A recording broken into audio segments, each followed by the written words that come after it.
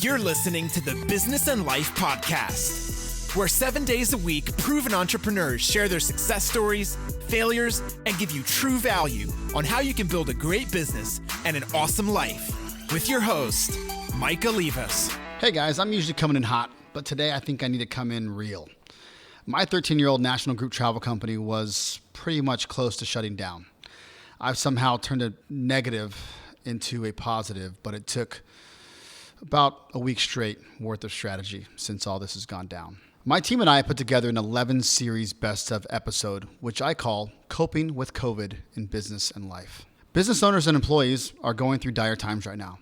They're losing their jobs and shutting down their business. I know it firsthand because I recently had to let go of the majority of my employees. A 13-year-old company broken down in a matter of days. I'll rebuild it and I'll make it better and I'll make it stronger. And I want to make all of you just as optimistic as I am. So in a world of nothing but negative news and drama right now, and being forced to do nothing but take in all of this terrible content on the news, my team and I focused all of our attention to bring you the stories of how others have overcome rock bottom, to show you that with great obstacles and challenges come great opportunities. This special series is the collection of the answers of my guest of one of the most powerful questions that I ask day in and day out, 7 days per week on my show. That question is simple. Give me a time where you've hit rock bottom and were able to overcome that disaster. Listen to these stories.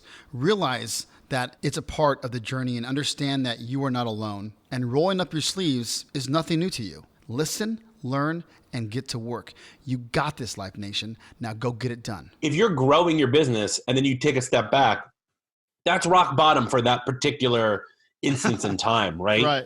I'm not going to say that like I've been super lucky. Our company has grown. Virtual Computers, the IT consulting for clients, has grown significantly. I mean, I've taken massive hits on other things. So for my software company, we created a contact app, and it took us a year to develop, and I dropped something like $80,000 and we sold one copy for $145. Yeah. You know, our first year doing the conference, I didn't know any better. I thought it was going to be the greatest thing since sliced bread for these folks. We took a room block for 250 rooms. We only had 50 attendees. I had to pay the hotel $20,000. So, yeah. But that was at that time. That was 6 years ago for that first year of the conference. Last year, we finally made money. We figured out the methodology. We just kept at it. My wife hates me for stressing out about it for an entire year. Sure. But, you know, every day is a learning experience. So I can't say that there's ever been, like, I've luckily never had a thing where, like, oh no, I almost OD'd on drugs and I had to go to rehab. Yeah, like that's never happened, right? So like I can't necessarily claim rock bottom, quote unquote, for anyone. It's just whatever's happening in that instance at that time. My big disaster was 2008, you know, and I think, you know, I joined everybody else's disaster. For those who might be listening that are too young to remember that, you know. Yeah, there might be something, you're right. You know, and not only that, so like I said, I started in 2006, and what I did was, it was a management buyout of the company that I was already working for, where I was VP of operations. The owners were going in a different direction.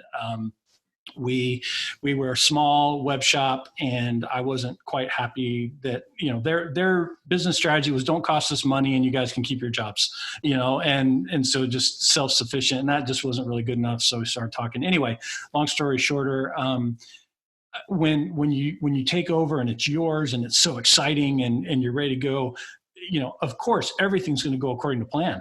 And I had these incredible growth plans and I started investing in people and everything else. And then all of a sudden, you know, 2007, 2008 rolled around, and we specialize in the home builder industry. And the home builders were in front of the curve as far as that whole, because it was all led by housing crisis at that time, for those who remember. So what happened in 2008 for most people started in 2007 for us because of the builders. And, you know, the plans did not happen. As a matter of fact, we started losing customers because they were going bankrupt, and we started, you know, I started having to finance payroll and things because I didn't want to let my people go, because I'm an agency. My people are my products, you know, that their knowledge is critical to what I do and their experience and such. But But yeah, that was a rough time. We had to lay people off. The people who stayed took 30% salary cuts. Wow. And we all kind of hunkered down. And there were some days where I was like, what in the world did I get myself into?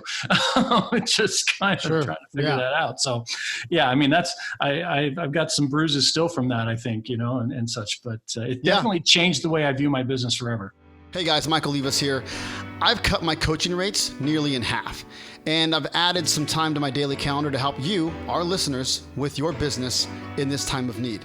If you were let go, or if you finally feel like in the midst of all this, you've been motivated to finally start your own company, let's talk about my affordable startup advising package that will give you from idea to revenues fast. If you are trying to simply keep your company alive after this terrible epidemic, I will give you some great valuable tactics on how I did it, on how to not just let employees go or shut down shop. Let me help you keep your businesses alive and thriving. I can't help everyone, but you won't know if I can help you or not until you schedule a quick 20-minute call at michaellevis.com/coaching. Oh man, it was hard. I had lost millions in real estate, and Wow. I think it's been 14 years ago, and I just was like,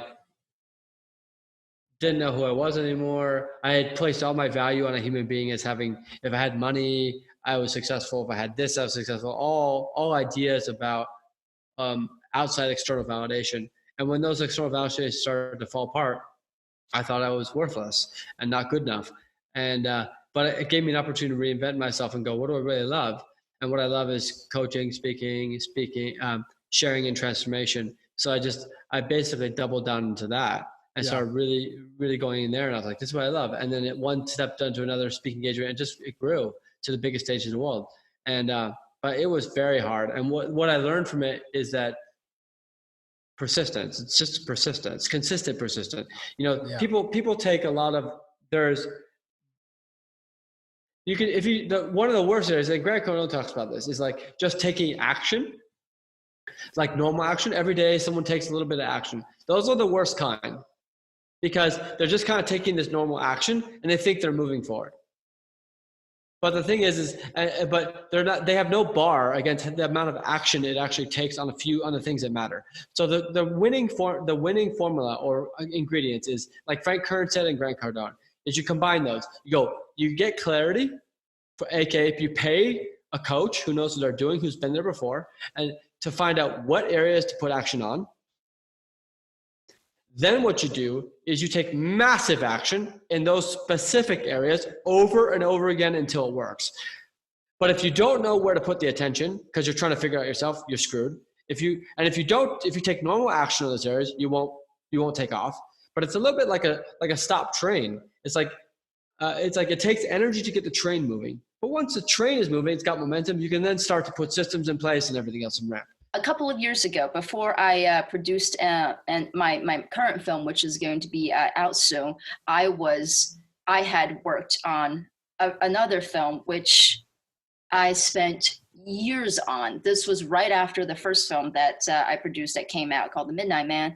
And then after that, I had written a script that I loved, that everybody loved. And I was trying to get it set up. I had a couple of business partners in the endeavor, a foreign sales agent and agency, and then a production company that was going to be co-producers with my company.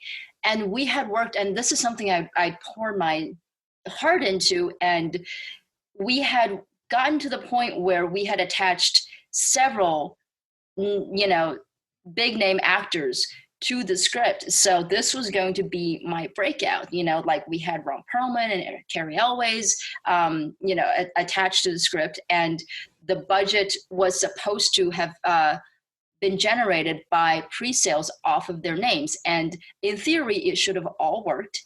But the foreign sales company that was supposed to bring those pre-sales in had an internal shakeup. That was something that I could not foresee at all. Wow. And then that made my domestic partners nervous. And then before I knew it, the whole thing just kind of fell apart right before my eyes. And sometimes that'll happen. You can work for years on something. You can do everything right from your end, but something will happen along the way outside of your control that you have no way of getting ahead of. And that's going to derail a project or your business somehow. You're going to take a hit because of it. And it's unfair when it happens. I remember one night sitting in my driveway, and I had a large web hosting company. We were bigger. We were taking more daily sales than GoDaddy at one point. Wow. And I was sitting in my driveway, and the world, some people know this, and this is part of business. If you don't know these parts, then you aren't really living for you're just not being honest. You're opposed. Yeah. And I was sitting there, and we needed about $30,000 to make payroll. And I was like I wasn't on my knees because I was sitting in my car, and I was about to go in the house to like lead a church group. And I remember just feeling massively deflated. And I'm like, all right, Lord, what do you want me to do with this? Like, what's going to happen? Like, am I closing this thing? Like, are we making payroll? And all of a sudden, I'm not kidding you, it was like literally a minute later, I was like tears, and I'm upset, I'm embarrassed, I'm ashamed. And our bookkeeper at the time, Kristen, called me and said, hey, we just got $30,500 wired into our account. Were we expecting that? And right at that moment, I'll be honest with you, Mike, that was actually the real moment, because right there I thought to myself, do I keep the $30,000, start over, or do I actually fund the payroll and go for it? And I took door number 2. We funded the payroll. Yeah.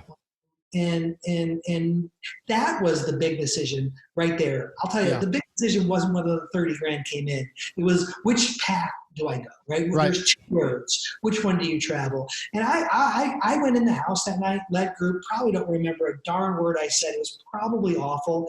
And this massive shame of a guy that was running a company at that point was doing $4 million a month in revenue. It wasn't like it was, a little thing. I had 500 people on our payroll, and I was short the money to make that big machine keep going. And I was at that 11th hour. I was reading recently in a book, Shoot Up, Phil Knight's book, where he was at that 11th hour of making payroll. And man, it brought back every one of those emotions that I had that day. Life Nation, you got to remember that in order for things to change, you must change. And in order for things to get better, you must get better. You just got better by hanging out with me, Michael Liebus, and the Business and Life Nation. So come back tomorrow, because I'm here dropping sound bombs 7 days a week, baby. If you'd like to subscribe, please do, so you can take action and execute. See you tomorrow.